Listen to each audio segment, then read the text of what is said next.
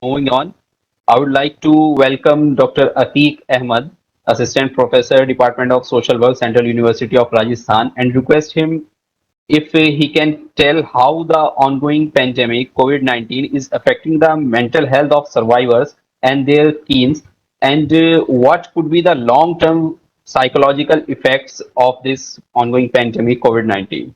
Over to you, sir. Thank you. So, good morning, one and all.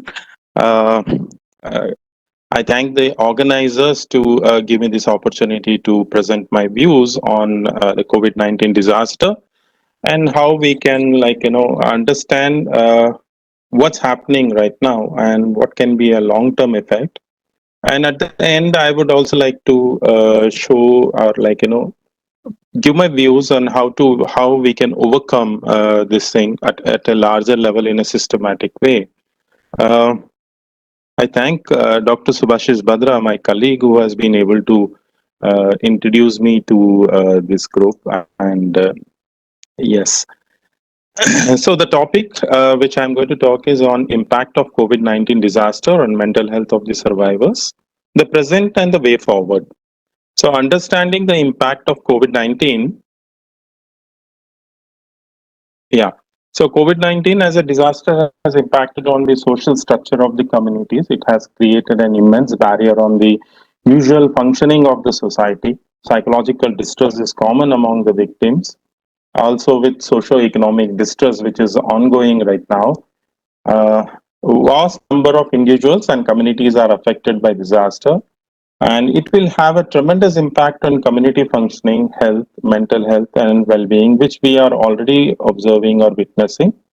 And there will be also an economic and social development which is already disrupted throughout the world. And the most impacted is the education system.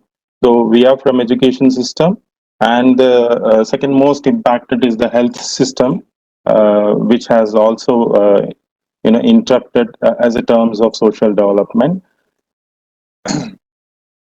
So what happens when a disaster happens and there is a mental health and developing countries, it is seen that they are more prone to disasters or hazards due to the various challenges like poverty, lack of resources, lack of educational opportunities, poor infrastructure, and lack of trained manpower, lack of awareness and knowledge of disaster mental health. Though this disaster, we have been seeing it for almost 1 year, and it may continue for some more time, maybe months together.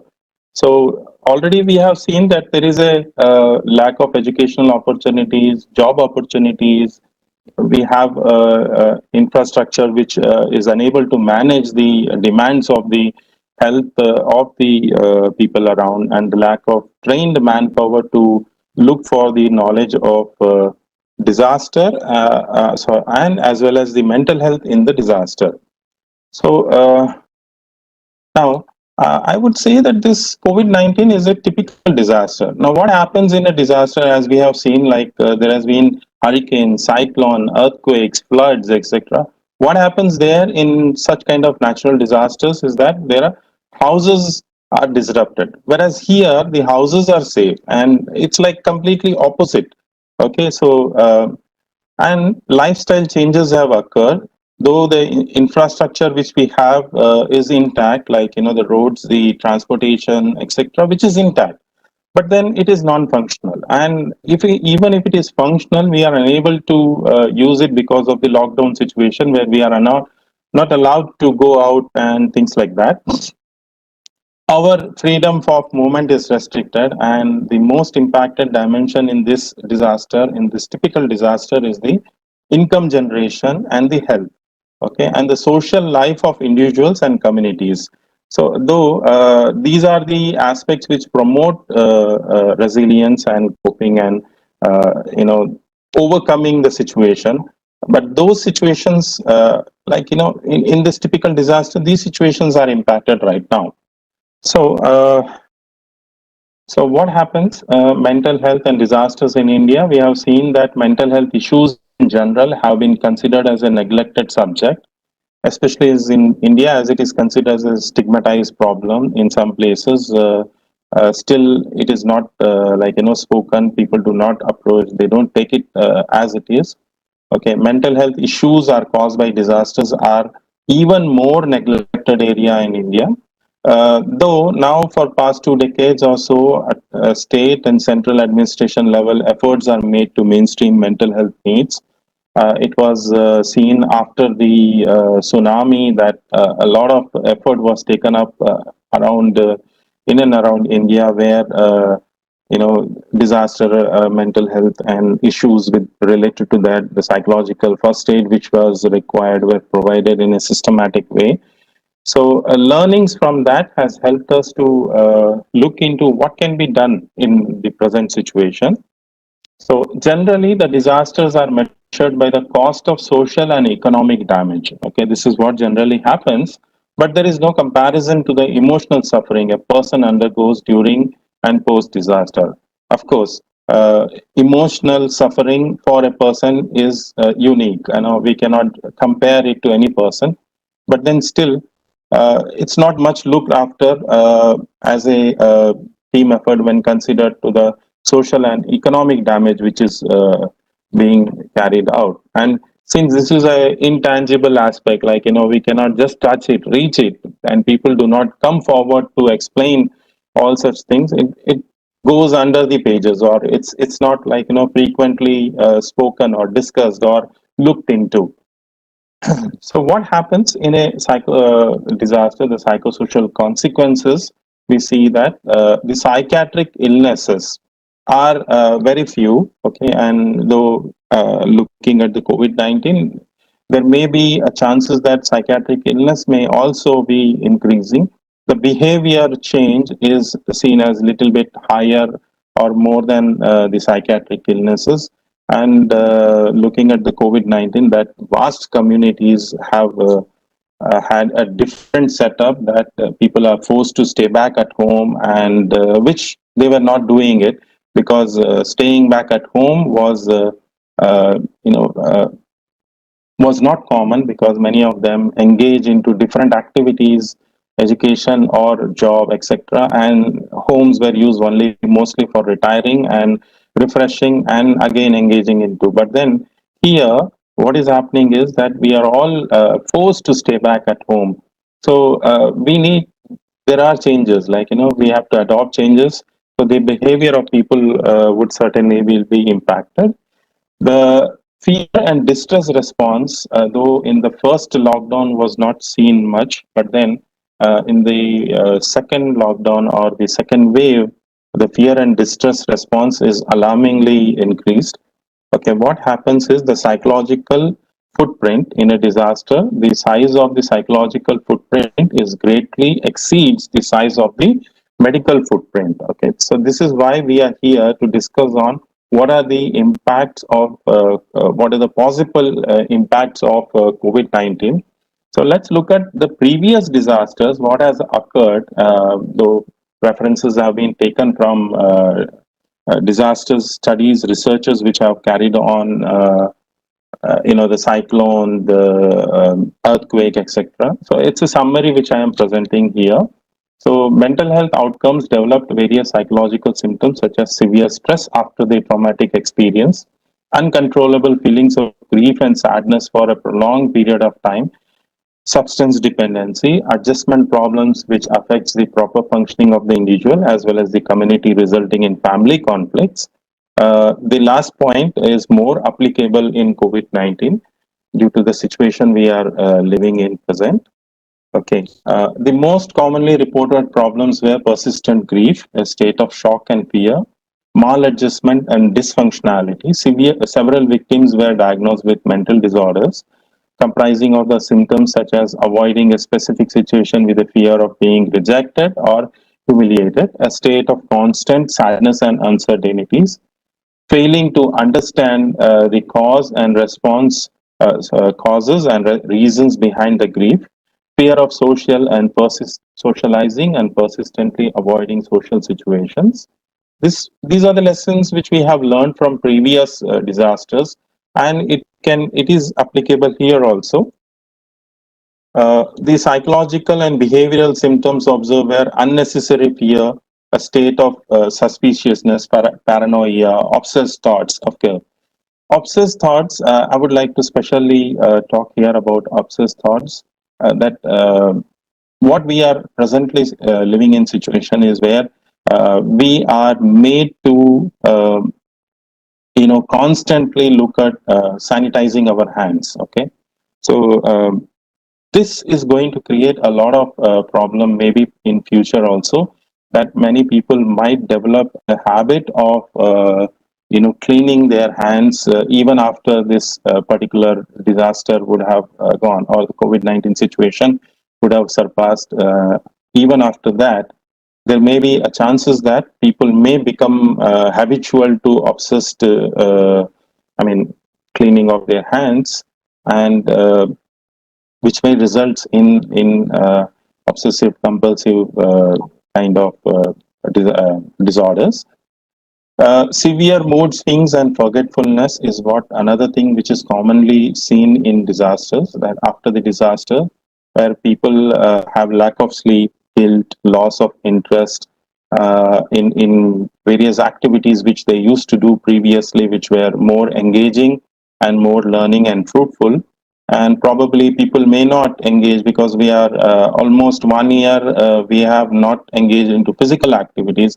Our children have not engaged into physical activities, so probably there will be a loss of interest in physical activities like sports, etc., which might have to be inculcated again after the this particular impact.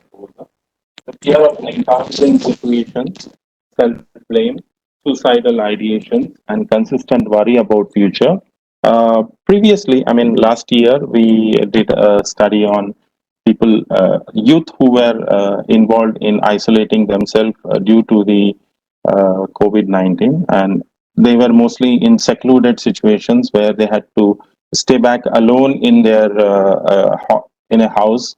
So what we found that they had a lot of suicidal ideations and worries about their self and health, because during those days the disaster, I mean COVID-19 was not understood properly, and they lived in a continuous worry that what will happen to me if I get the COVID-19 illness. Okay, so what will happen if I become ill and though I have kept in isolation? And since they were not in touch with family members or friends because of the physical contact, the thoughts were more disturbing to them, because entire day they have to think over it rather than engaging into some meaningful activities which they used to do. Okay, so the a few days back, one of our students engaged herself in collecting uh, information from youth for her MSW research about, like, what are they consistently, are they consistently worried about future? So 60% of youth who have already responded that they are consistently worried about their future. They are looking for job perspectives. They are not aware where they will go and how job will opportunities will come and how they will be able to support their family and build their future. So, long-term care is needed, and the long-term care was needed for the psychological problems which resulted from disabilities. This is based on the observations from previous studies, previous disasters, and followed study. So, the disabilities, uncertainties of future, broken social units, and rehabilitation issues. The victims who had direct and indirect experiences of disaster showed prolonged behavioral and cognitive symptoms for which psychological rehabilitation was needed.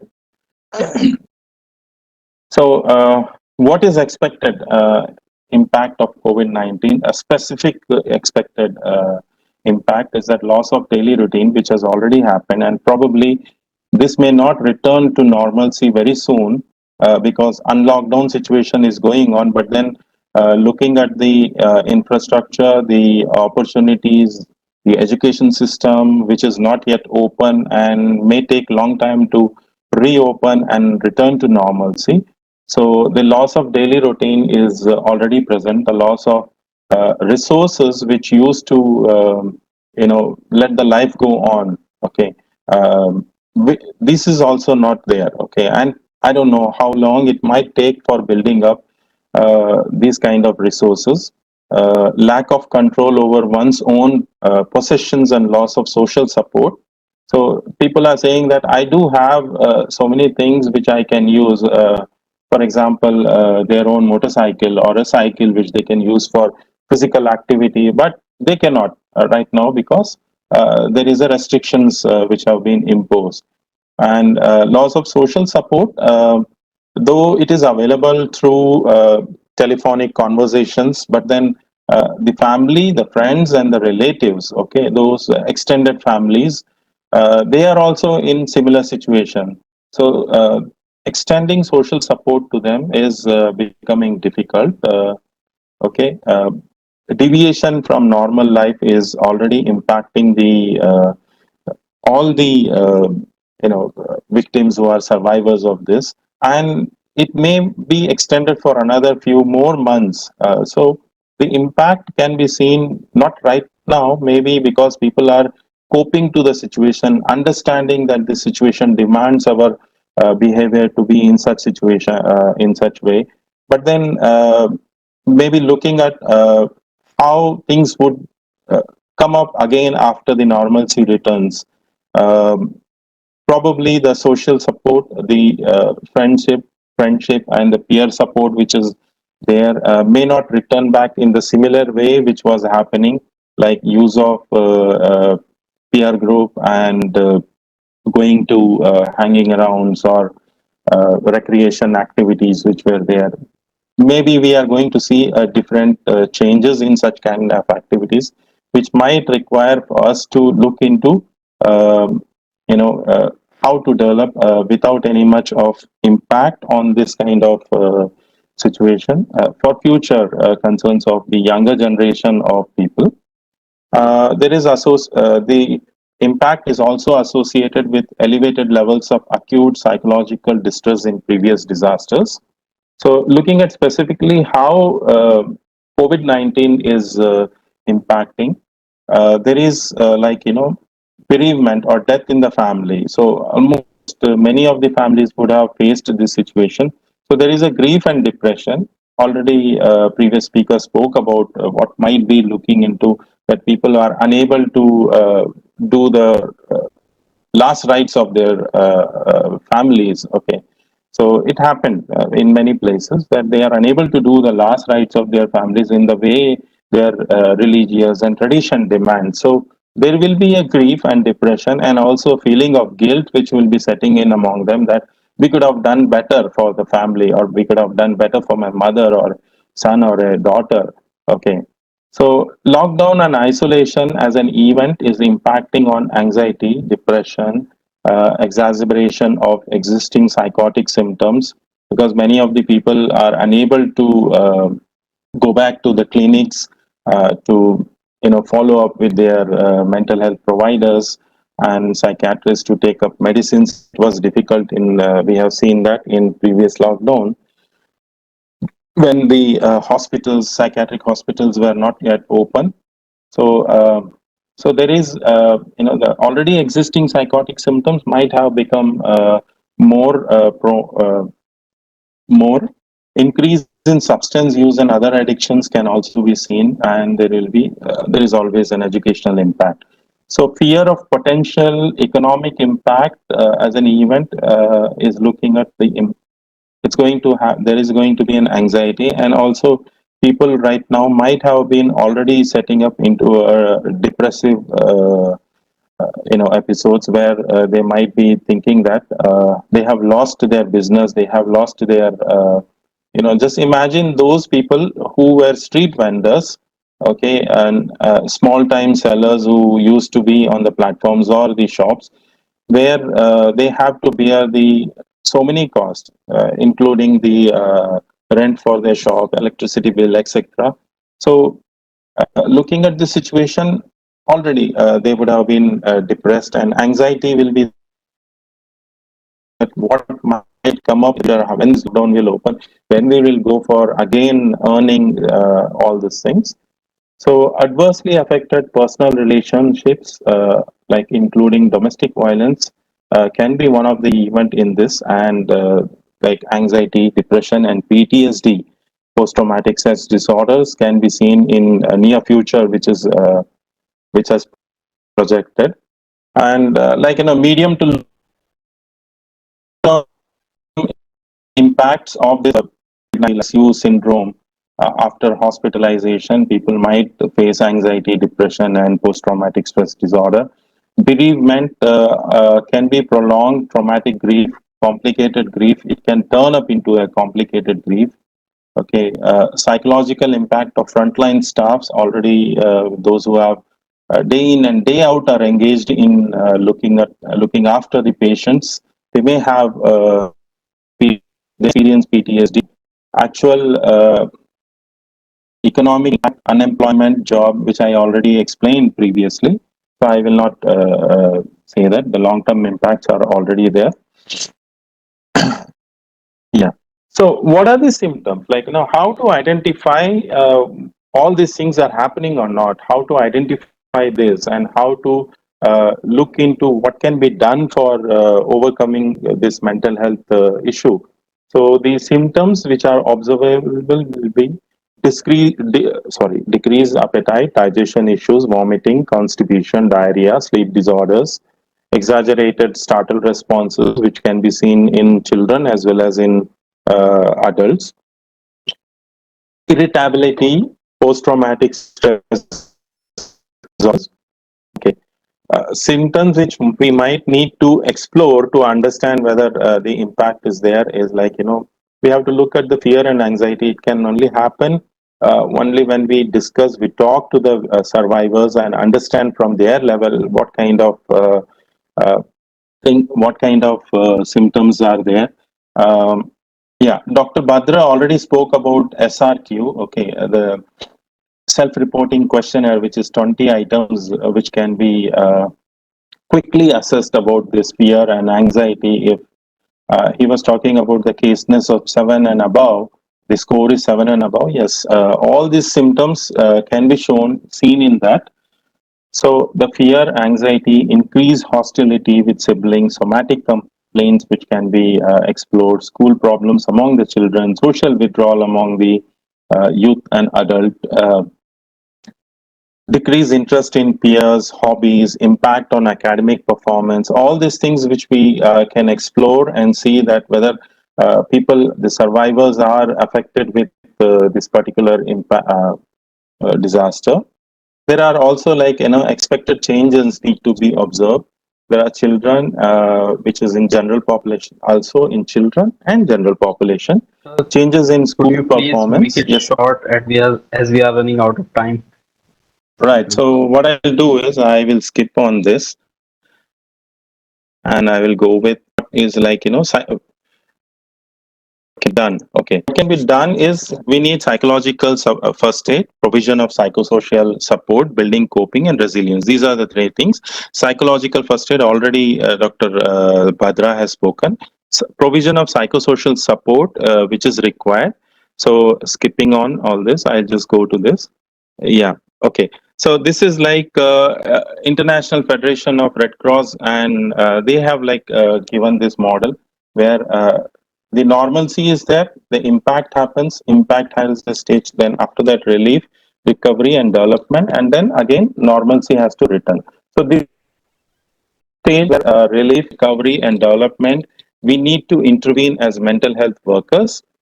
Okay, what people need to do is yeah, we need to create mental health workers, volunteers who can, we need to train them, required to provide support in terms of active listening, understanding, assurance of strengths available within them, promote resiliency and active uh, care and positive coping. So I'm just giving you some thought over it, what who can be involved. Short-term training programs to health workers to identify psychosocial issues and implement referral services to designated psychosocial centers, PCC, etc. Involvement of NGOs and teachers in schools.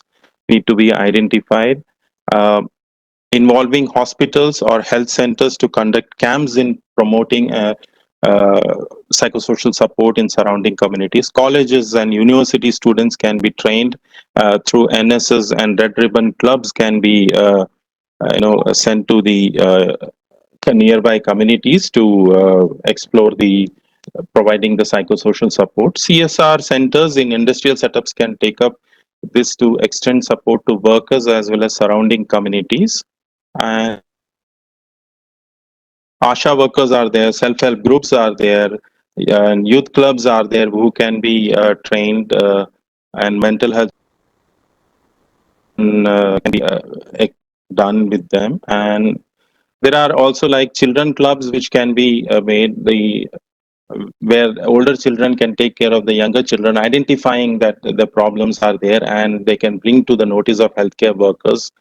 Religious institutions can be involved, and we can also disseminate the information through involving celebrities, social media, and also like we can make short videos for resilience coping information which can be disseminated over the social media. So these are all things which we can do to build a resilient community which can respond to crisis in ways that strengthen community bonds, resources, and community capacity to cope. Thank you very much. Thank you, sir. Thank you very much. It was a very elaborative presentation.